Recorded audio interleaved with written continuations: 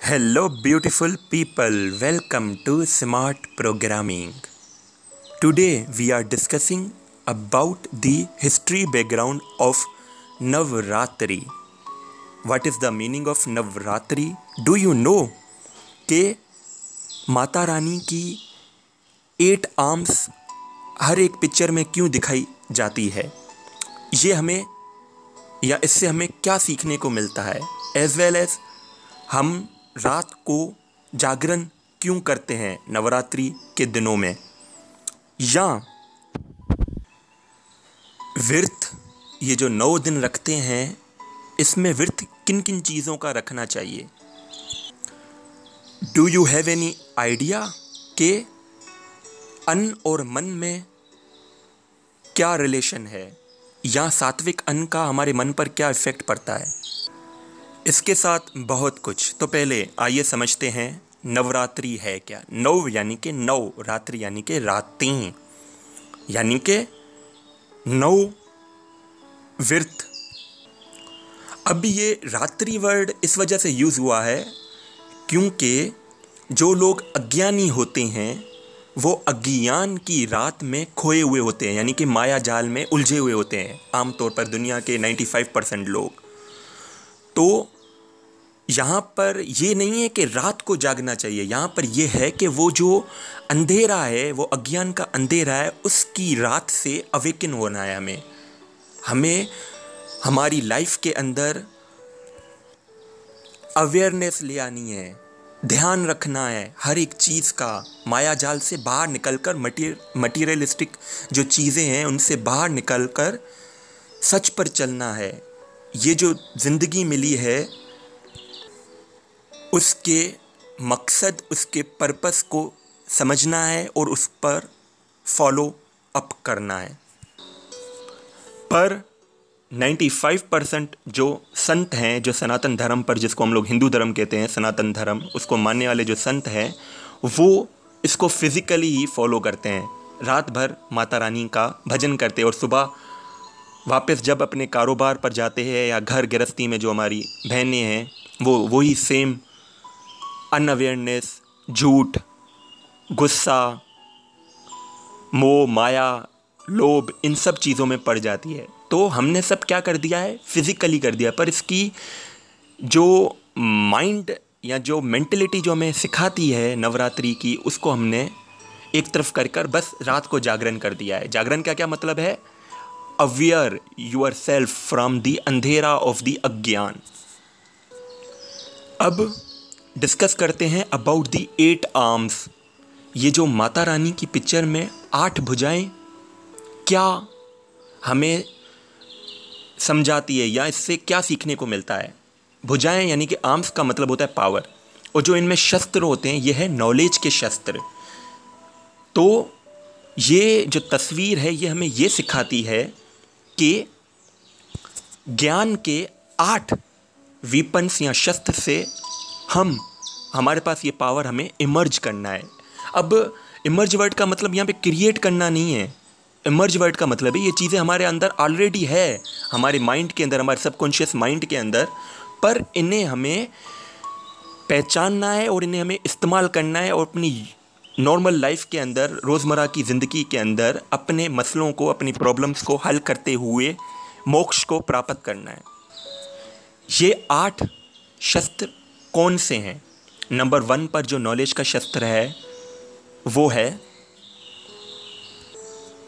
Power to detach, यानी कि निर्मोही बनना, यानी कि बाहर जो भी हो रहा है, सर्कमस्टेंसेस हो, चाहे इंसान अलग पीपल हो, उनके बिहेवियर वगैरह, उनसे हमें डिटेच होकर रहना है। नंबर 2 पर क्या है? लेट गो का पावर है, जो दुर्गा माता, यानी कि दरगुजर करना है। नंबर 3 पर टॉलरेंस है। आजकल हम लोग सभी पूछते हैं मेरे पास बर्दाश्त नहीं है, मैं और बर्दाश्त नहीं कर सकता या कर सकती XYZ। तो जो तीसरा क्या शस्त्र है वो है टॉलरेट का, जो है माँ जगदम्बे माँ। जगदम्बे माँ यानी कि माँ जब बच्चे को जन्म देती है तब वो कितना बर्दाश्त करती है पेन को, तो टॉलरेट हमें सिखाता है। चौथा पावर किसका है? एक्सेप्टेंस का, यानी कि टू एक्सेप्ट, यानी कि संतोषी माँ, यानी कि संतुष्ट रहना, कोई भी सिचुएशन हो, जो भी हालात हो, हर हालात में को एक्सेप्ट करना, लोगों के बिहेवियर को एक्सेप्ट करना और संतुष्ट रहना। नंबर 5वां पावर यानी कि 5वां जो दिन नवरात्रि का होता है वो गायत्री माता का होता है, यानी कि this day is dedicate to discern यानी कि परखना।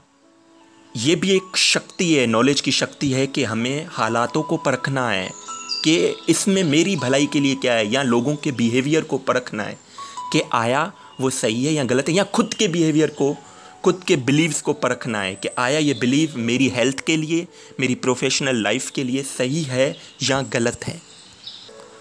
उसके बाद जो छठा दिन आता है वो है पावर टू डिसीशन, जो डेडिकेट होता है माता सरस्वती से, जो हमें क्या सिखाता है कि हमें डिसीशन पावर अपने पास रखना है। आजकल क्या है, हम हर किसी से सजेशन मांगते होते हैं, चाहे वो प्रोफेशनल हो चाहे वो रिलेशन में हो, कि मुझे इस सिचुएशन में क्या करना चाहिए, या इस पर्सन के साथ क्या करना चाहिए, या डिवोर्स वगैरह के जो भी केसेस वगैरह हो रहे हैं, इसमें क्या दिखाया जाता है, हम लोग सजेशन मांगते हैं और उन्हीं सजेशन को उनका डिसीजन लेकर अप्लाई करते हैं। पर डिसीजन मेकिंग पावर हमेशा हमारे पास होना चाहिए। सजेशन आप होली बुक से लें, अपने दोस्तों से लें, पर डिसीजन हमारे पास ही होना चाहिए। तो माँ सरस्वती का दिन हमें ये सिखाता है। 8वां दिन होता है माँ काली का, यानी कि this day is dedicate to the face, power to face, यानी कि हमें मुकाबला करना है। ऐसा नहीं है कि अगर कोई इंसान या कोई इनजस्टिस करता जाए और हम बर्दाश्त करते जाएं। हम अमूमन हमने घर में देखा है कि हमारी जो बहनें होती हैं, हाउस वाइफ वगैरह होती हैं, वो अपनी सास, अपनी जो हस्बैंड है उनके अत्याचार या उनके अनजस्टिस को 25-30 सालों 50 सालों से उनको भुगतती आ रही हैं। पर हमें क्या करना चाहिए, ये दिन हमें क्या सिखाता है, टू फेस।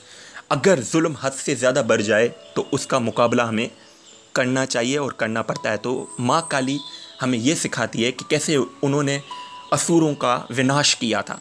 तो जब हद से ज़्यादा पानी आपे से गुजर जाए तो फिर हमें फेस भी करना पड़ता है। और 9th डे ऑफ नवरात्रि, जो 9 रात होती है, वो डेडिकेट टू लक्ष्मी माँ, which is the symbolic form, या जो हमें is the power to cooperate, यानी कि हमें कोऑपरेट कैसे करना है सबके साथ, हालातों के साथ, एज वेल एज हमारे रिलेटिव्स, प्रोफेशनल हो, रिलेशन जहाँ पर हो, कॉलीग्स हो हमारे, या हमारे घर के अंदर जो रिलेटिव्स हैं उनसे कोऑपरेट कैसे बनाना है, कैसे कोऑपरेट करना है, क्या हम उनको दे सकते हैं, क्या उनकी लाइफ में हम लोग आसानियाँ पैदा कर सकते हैं। तो this day is dedicate to cooperation, यानी कि कोऑपरेट करना, उनको अनकंडीशनली लव देना, सम्मान देना, उनकी लाइफ को दिन ब दिन आसान करना। जहाँ तक हमारी फैमिली सर्किल इज़ कंसर्न, हमारा सोशल सर्किल इज़ कंसर्न, या हमारा जो प्रोफेशनल कॉलीग्स है वो कंसर्न, उनकी लाइफ में आसानियाँ पैदा करना। अब एक और सवाल आप सबसे पूछना चाहता हूँ, व्हाट यू थिंक कि ये जो शक्ति है इनका आह्वान बाहर से होता है या अंदर से? तो मेरे दोस्त, हर चीज़ हमारे अंदर ही खुदा है, ईश्वर है, परमात्मा है।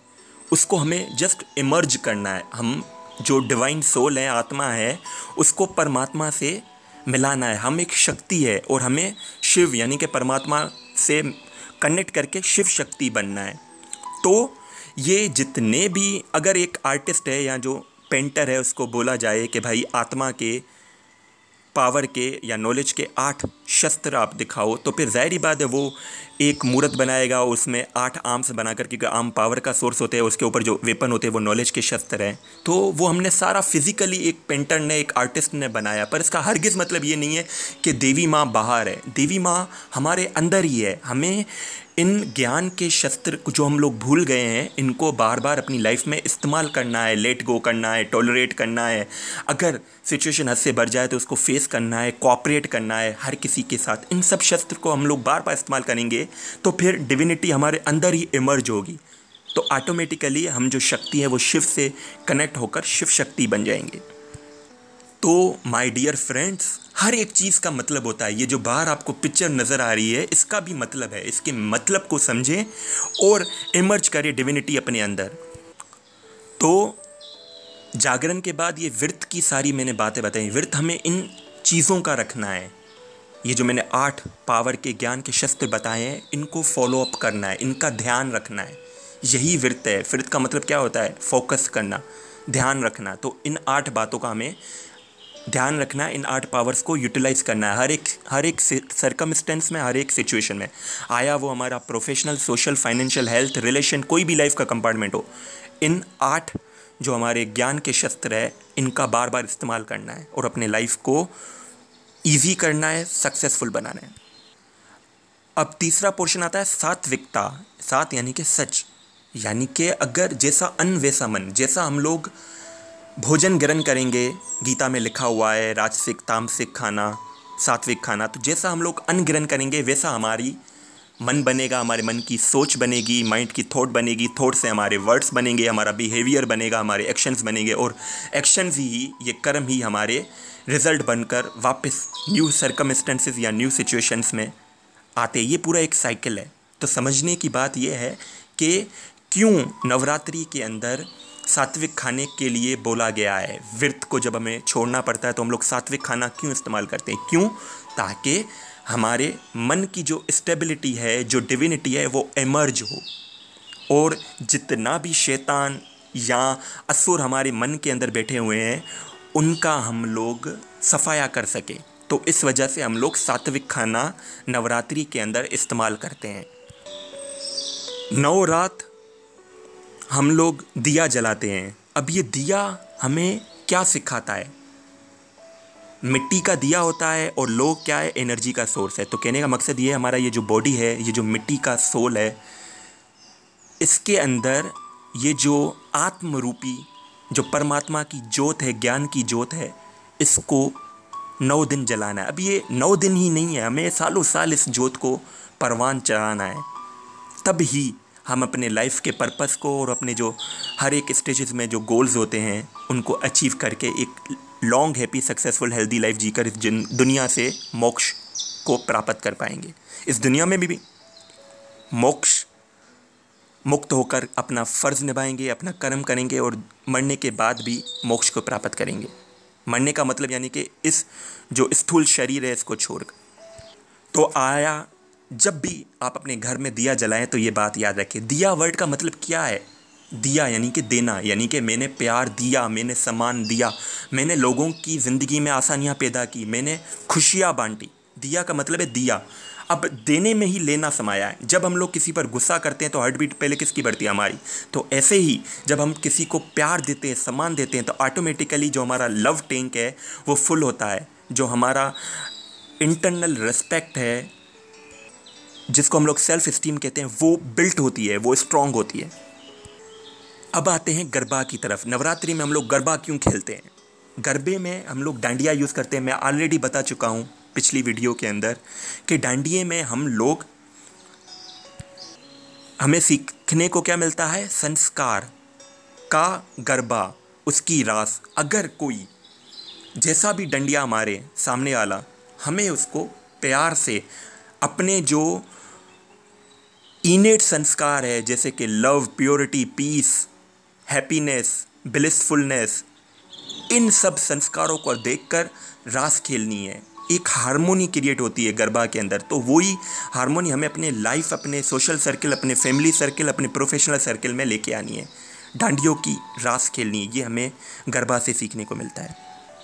इसके साथ साथ मुख्तलिफ ट्रेडिशंस के अंदर लोग चुनरी चढ़ाते हैं माता रानी को। तो ये चुनरी हमें क्या सिखा दी कि हमें, चुनरी क्या है? चुनरी दर्शाता है बॉडी को।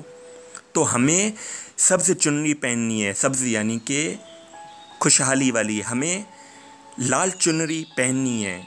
माता रानी हमारे अंदर ही है, वो शिव शक्तियाँ हमारे अंदर ही हैं। हमें इनको ग्रहण करना है। पर हम लोग हर चीज़ फिज़िकली कर रहे हैं, बाहर ही कर रहे हैं। असल में हर चीज़ हमारे अंदर ही है।